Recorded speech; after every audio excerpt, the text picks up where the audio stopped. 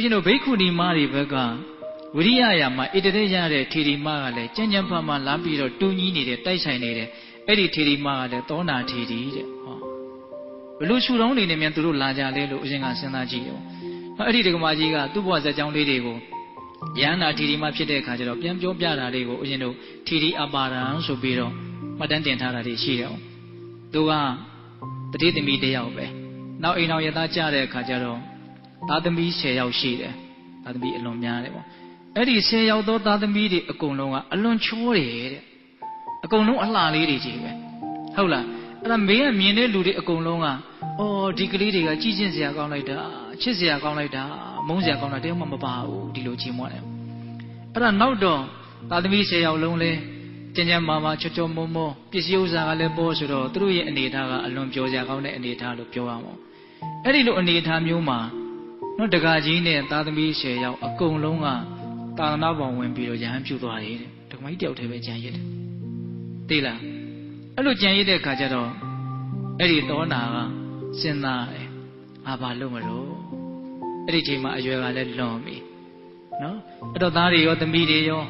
နော်လင်ယောက်ျားဖြစ်တဲ့လူရောသာသနာ့ဘောင်ဝင်သွားကြပြီဆိုတော့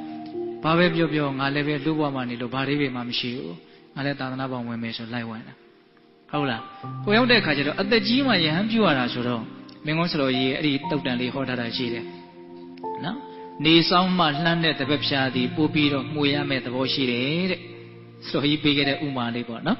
နေဆောင်မှလှမ်းတဲ့တပတ်ဖြာဆိုတော့ပို့ပြီးတော့တွေ့ဖို့6ဖို့အတွက်မကြမှုပေးရမယ့်သဘောရှိတယ်တဲ့ဒါကြောင့် तू ကြိုးစားတယ်ပေါ့အဲ့ဒီသောနာထေတွေက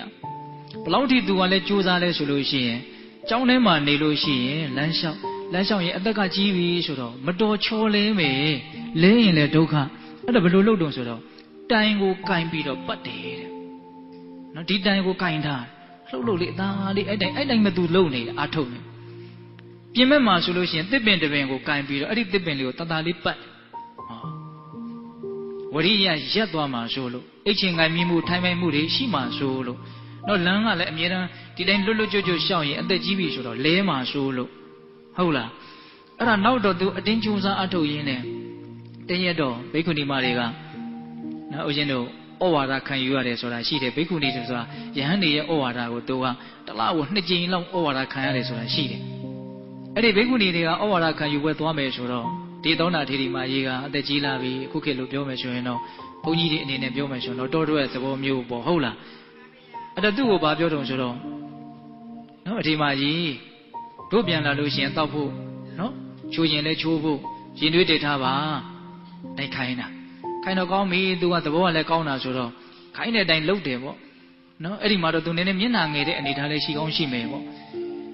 အဲ့ဒါသူကရင်သွေးအိုးတဲ့ရည်တွေထည့်ပြီးတော့ဖုံတော်ကြီးပေါ်တင်ပြီးတော့မှဘာစိတ်ကူးပေါက်နေတယ်မသိဘူးတရားဘက်ကိုသူအယမ်းကြီးစိတ်ကဝင်စားနေဒါကိုမင်းကြီးရကောင်မှလည်းအမှတ်မရဘူး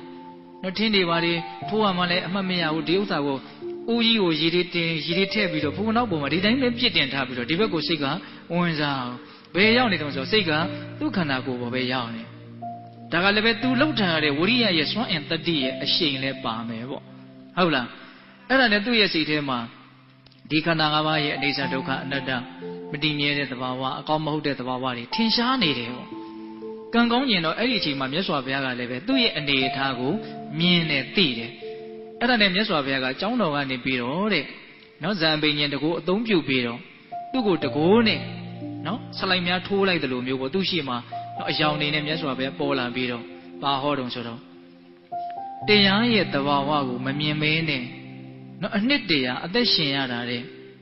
ကိုယ်ခန္ဓာရဲ့သဘာဝကိုမြင်ပြီးတော့တရက်နေရတာကတာလွန်ပြီးတော့ထူးမြတ်တယ်လို့အားပေးတဲ့စကားလို့ဆိုကြပါလို့